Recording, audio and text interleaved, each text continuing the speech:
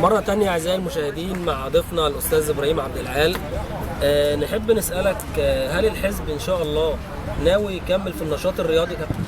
بإذن الله احنا ناويين نفعل النشاط الرياضي أكتر من كده ونهتم بعدة ألعاب مختلفة، مش شرط قدم بس، عدة ألعاب عديدة يعني. بإذن الله هنقوم بتطويرها بإذن الله. وأنا طبعا المجهود ده أنا صراحة راجع هو الموضوع ده يعتبر اللجنه دي متبنيها امانه اسكندريه، وخصوصا متوكل لدائره الرمل.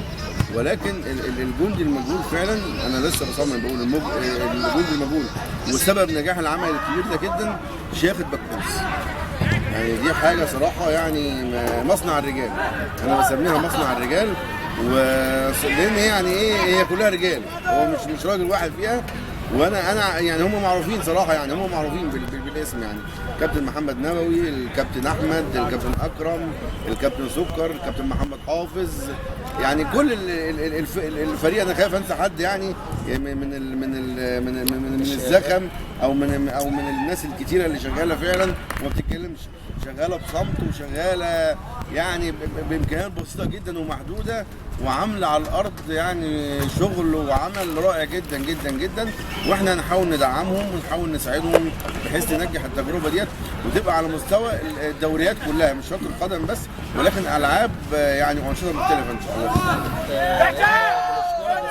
على الإشادة بشيخة بكوس ورجال شيخة بكوس، وهم يعني أثبتوا دايما إن هم في الخدمة وهم جاهزين لأي عمل شاق.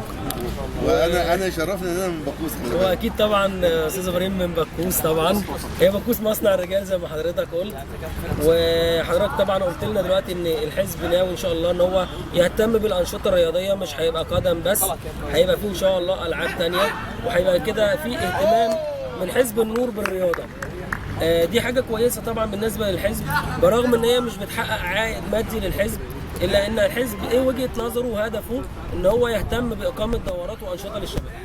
اهتمام بالشباب، لان احنا الشباب ده عامل مؤثر جدا في الوطن.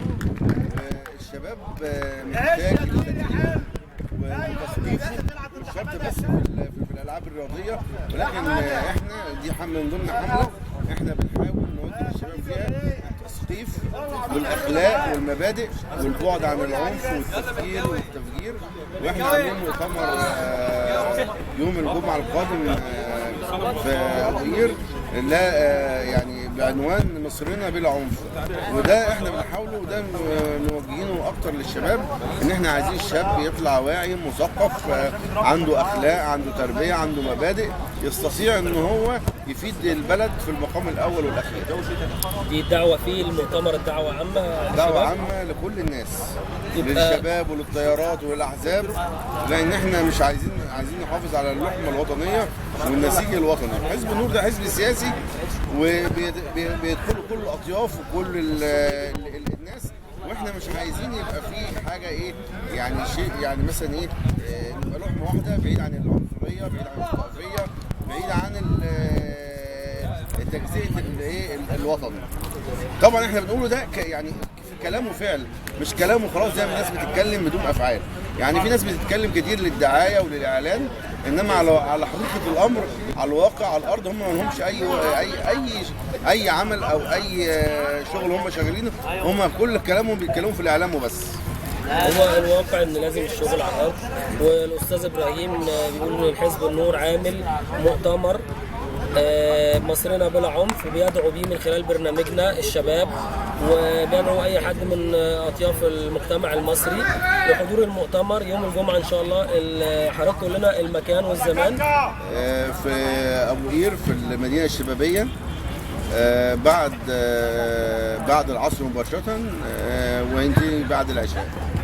المؤتمر من بعد العصر لبعد العشاء. حضرتك هتكون موجود في المؤتمر؟ باذن الله ان شاء الله. احنا ان شاء الله هنحاول ان احنا نتواجد معاكم برضه في المؤتمر. طيب اعزائي المشاهدين، فاصل.